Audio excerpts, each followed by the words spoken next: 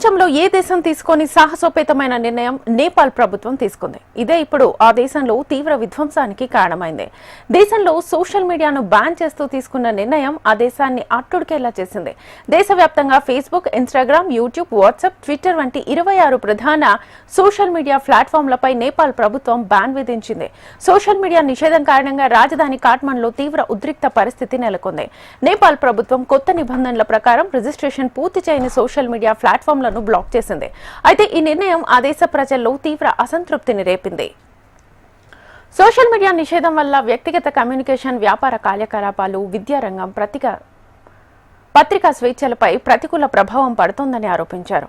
కాఠ్మండ్ mayor Balendra Shah కూడా ఈ ఆందోళనకు, నిరసనలకు మద్దతు తెలిపారు. జన్జట్ పేరుతో వేలాది మంది యువతీ యువకులు, నిరసనకారులు రోడ్లపైకి వచ్చి నిరసనకు దిగారు. పోలీసులు అడ్డుకొని అదుపు చేసే ప్రయత్నం చేసినా అది విఫలమైంది.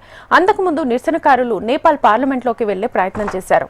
దీంతో భద్రతా దళాలు కాల్పులు జరిపారు. ఈ కాల్పుల్లో అనేక మంది నిరసనకారులు గాయపడ్డారు.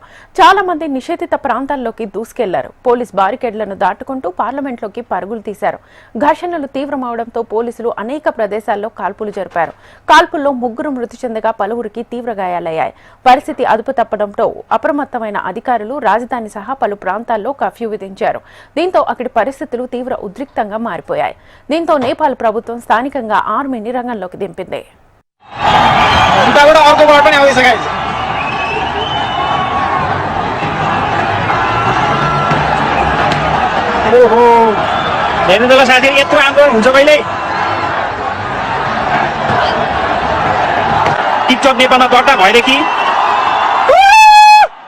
टिकटक नेपालमा दर्ता भएदेखि हेर्नुस् त हिजोको नेपो बेबिज भन्ने जुन ट्रेन्ड आएको थियो त्यो ट्रेन्ड पुरै भिडियोजहरु डिलिट गरिरहेको छ। पुरै भिडियोजहरु